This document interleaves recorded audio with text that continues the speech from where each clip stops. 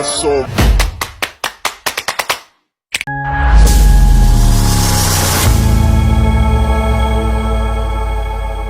Auzubillahiminasyaitonirrajim. Bismillahirrahmanirrahim. Bersyukur kepada Allah Subhanahu wa taala dan mengucapkan alhamdulillahirabbil alamin.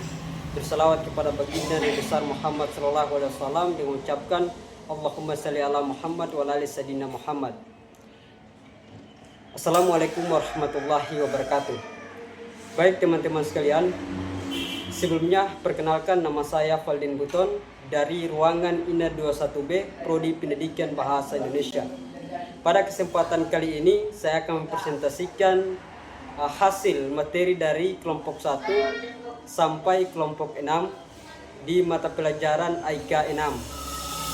Adapun dosen pengampu dari mata kuliah tersebut Bapak Arman SPD MPD. Baik teman-teman sekalian, hari ini saya menjelaskan tentang apa itu ilmu pengetahuan. Jadi ilmu pengetahuan merupakan suatu aspek yang esensial dalam kehidupan manusia. Semua individu diwajibkan untuk mengembangkan pengetahuan guna memajukan dan memastikan kelangsungan hidupnya. Sumber pengetahuan dapat diperoleh dari berbagai sumber dan kapan saja, sehingga setiap orang atau kelompok dapat mengaksesnya tanpa hambatan. Jenis pengetahuan.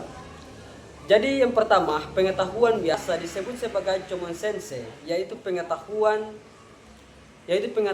atas dasar aktivitas kesadaran akal sehat baik dalam menyerap dan memahami suatu objek serta menyimpulkan atau memutuskan secara langsung atau suatu objek yang diketahui. 2. Pengetahuan ilmiah. Pengetahuan ilmiah merupakan pengetahuan yang menekankan evidensi, disusun dan secara sistematis, mempunyai metode dan memiliki prosedur. Pengetahuan ilmiah dari serangkaian observasi jenis-jenis pengetahuan. Pengetahuan filsafat. Pengetahuan filsafat yaitu pengetahuan yang diperoleh dari pemikiran yang bersifat kontemplatif dan spekulatif. Pengetahuan filsafat lebih menekankan pada universalitas dan kedalaman kajian tentang sesuatu dan biasanya memberikan pengetahuan yang reflektif dan kritis. 4. Pengetahuan agama. Pengetahuan agama merupakan pengetahuan yang bermuatan dengan hal-hal keyakinan, kepercayaan yang diperoleh melalui wahyu Tuhan. Pengetahuan agama adalah bersifat mutlak dan wajib diketahui oleh para pengikutnya. Kepribadian.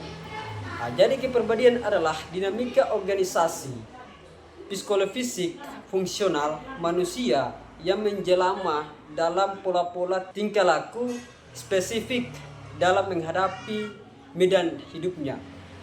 Banyak ahli psikologi yang mengemukakan teori tentang kepribadian.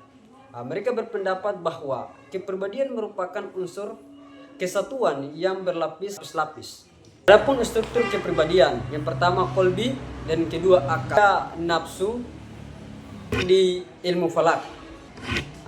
Ilmu falak secara terminologi adalah ilmu pengetahuan yang mempelajari lintasan-lintasan benda langit seperti matahari, bulan, bintang-bintang dan benda-benda langit lainnya dengan tujuan untuk mengetahui posisi dari benda langit lainnya. Istilah ilmu falak. 1. Aberasi adalah perpindahan semua arah cahaya binatang akibat pergerakan bumi.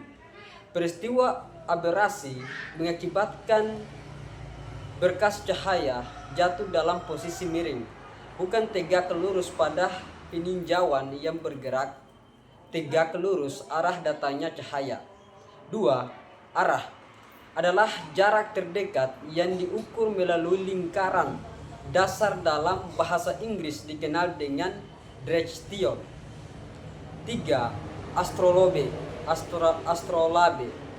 Kata astrolabe berasal dari bahasa Yunani yang terdiri dari kata astro dan labio. Astro yang berarti bintang dan labio artinya pengukur jarak. Sedangkan dalam istilah ilmu falak, astrologi adalah perkakas kuno yang biasa digunakan untuk mengukur kedudukan benda langit pada pola langit. Ketiga, azimut merupakan busur pada lingkaran horizon diukur melalui dari titik utara ke arah timur.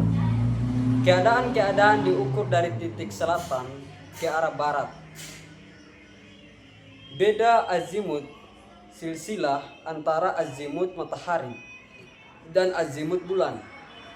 Busur malam yaitu busur yang ditunjukkan oleh lintasan matahari dalam peredaran semua harinya yang awal dari titik terbenam sehingga titik terbit. 6. Busur siang adalah busur yang ditunjukkan oleh lintasan matahari dalam peredaran semua harinya melalui dari titik terbit sampai titik terbenam. Arah kiblat. Masalah kiblat adalah masalah arah, yakni menghadap ke arah Ka'bah di Masjid Al-Haram Mekah. Arah Ka'bah dapat ditentukan dari setiap tempat di permukaan bumi dengan melakukan perhitungan dan pengukuran. Perhitungan arah kiblat pada dasarnya untuk mengetahui letak Ka'bah dilihat dari suatu tempat di permukaan bumi, sehingga semua gerak orang yang sedang melakukan sholat baik ketika berdiri, rukuk maupun sujud selalu berimpit dengan arah Ka'bah. Perhitungan waktu sholat. Sholat adalah ibadah yang terdiri dari beberapa perkataan, perbuatan ibadat. Yang pertama diwajibkan yang disampaikan langsung oleh Allah Subhanahu wa taala kepada Nabi Muhammad SAW. Allah Subhanahu wa taala memerintahkan salat didirikan pada 2 tepi. Siang yaitu pada waktu pagi dan pada waktu petang yaitu salat zuhur dan salat asar. Dan pada permulaan malam yaitu salat maghrib, isya dan subuh. Perhitungan awal bulan Qamariyah. Bulan Qamariyah di mana dalam penentuannya maka dapat dilakukan dengan 2 metode, yaitu dengan metode Raqyatul Hilal atau melihat hilal atau dengan menggunakan metode hisab yang berarti berhitung dengan menggunakan perhitungan matematis dan astronomis, di mana kedua metode ini adalah metode yang paling sering digunakan dalam menentukan awal bulan Qamariyah seperti awal Ramadan, 1 Syawal dan 10 Zulhijjah. Islam warga Muhammadiyah. Kehidupan dalam mengelola amal usaha. Amal usaha Muhammadiyah adalah salah satu usaha dari usaha-usaha dan media dakwah persyarikatan untuk mencapai maksud dan tujuan persyarikatan, yaitu menegakkan dan menjunjung tinggi agama Islam sehingga terwujudnya masyarakat Islam yang sebenar-benarnya. Dalam politik, berpolitik dalam dan demi kepentingan umat dan bangsa sebagai wujud ibadah kepada Allah dan islah serta ihsan kepada sesama, dan jangan mengebarkan kepentingan yang lebih luas dan utama untuk demi kepentingan diri sendiri dan kelompok yang sempit. Dalam ilmu pengetahuan dan teknologi, kemampuan menguasai ilmu pengetahuan dan teknologi merupakan bagian tidak terpisahkan dengan iman dan amal saleh yang menunjukkan derajat kaum muslim dan membentuk pribadi ulil albab. Kehidupan dalam menjalani profesi.